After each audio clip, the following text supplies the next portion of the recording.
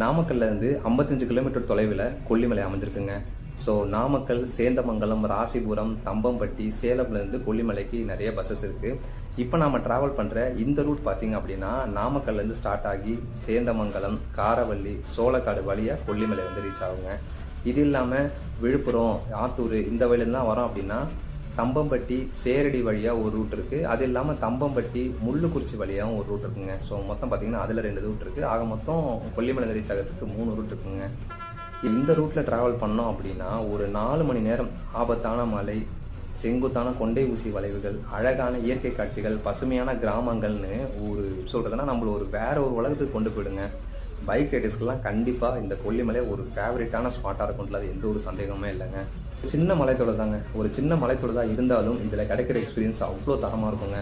Once நீங்கள் இந்த Namakkal to Kollimalai ரூட்டில் ட்ராவல் பண்ணிட்டுன்னு வச்சுக்கோங்களேன், பைக்லேயோ காலையோ ட்ராவல் பண்ணிட்டீங்க அப்படின்னா நீங்கள் தமிழ்நாட்டில் வேறு எந்த ஹில்ஸ் வேணாலுமே நீங்கள் நார்மலாக வண்டி ஓட்டு போயிடலாங்க.